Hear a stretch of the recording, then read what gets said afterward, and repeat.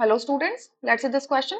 The question says the compound exhibiting maximum value of equivalent conductance in a fused state is, चार options है, SrCl2, CaCl2, MgCl2 and BeCl2. तो ये सारे क्या chlorides हैं और एक ग्रुप 2 के क्लोराइड्स हैं. ग्रुप 2 में आते हैं आपके beryllium, magnesium, calcium, strontium, barium and radium. ठीक है, ये आते हैं सारे के सारे. क्लियर? तो इसमें से हमें बेरिलियम दिया है, मैग्नीशियम दिया है, कैल्शियम दिया है एंड स्ट्रोंशियम दिया है. क्लियर? अब इनके क्लोराइड्स दिए हैं तो हमसे ये पूछ रहे हैं कि अगर हम इनके फ्यूज्ड स्टेट ले लें, मतलब मोल्टन फॉर्म में इनको ले लें, तो अगर हम मोल्टन फॉर्म में लेंगे तो लेट्स से स्ट्रोंशियम क्लोराइड है वो अपने मोल्टन फॉर्म में आके Sr2 positive and 2Cl negative में कन्वर्ट हो जाएगा.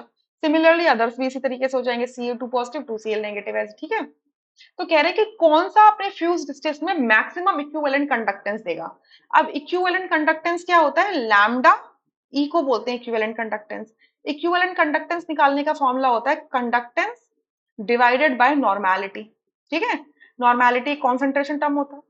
नॉर्मेलिटी क्या होती है, number of equivalents divided by volume in ml या वॉल्यूम इन लीटर्स कर लो फॉर नाउ. ठीक है, हम ml नहीं ले रहे, लीटर्स में ले लेते हैं. ठीक है, और हमें पता है कि नंबर ऑफ इक्विवेलेंट्स क्या होते हैं, सेम फॉर्मूला में मैं डालती जा रही हूँ, kappa into volume upon number of equivalents. क्या होते हैं, जैसे नंबर ऑफ मोल्स क्या होता है, वेट अपॉन मोलर वेट होता है ना, तो नंबर ऑफ इक्विवेलेंट्स क्या हो जाएगा, weight upon upon equivalent weight हो जाएगा.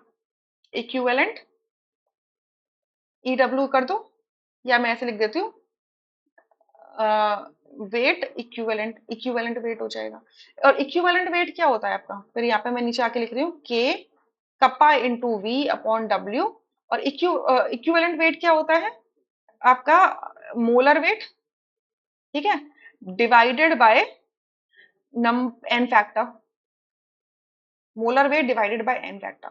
अब ये चारों के चारों अगर आप देखोगे, सॉल्ट्स को देखोगे, तो यहाँ पर ये चारों सॉल्ट्स है, तो सॉल्ट के जो एन फैक्टर होता है उस पर टोटल चार्ज होता है. तो टोटल चार्ज कितना है, चाहे कैटायंस की वजह से हो चाहे एनायंस के, तो टोटल चार्ज +2 का है या -2 का है, या टोटल चार्ज जो है 2 है उसका. ठीक है, जो मैग्नीट्यूड है चार्ज का वो 2 है, तो एन फैक्टर तो 2 हो गया.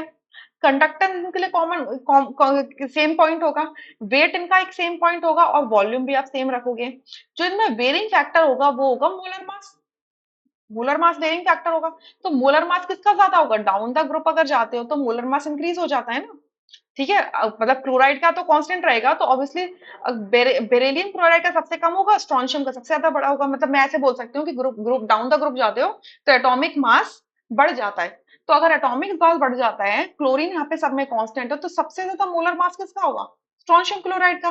तो स्ट्रोंशियम क्लोराइड का इक्विवेलेंट कंडक्टेंस सबसे ज्यादा होगा, यानी कि ए ऑप्शन करेक्ट हो जाएगा, rest are incorrect. I hope you understood. Thank you.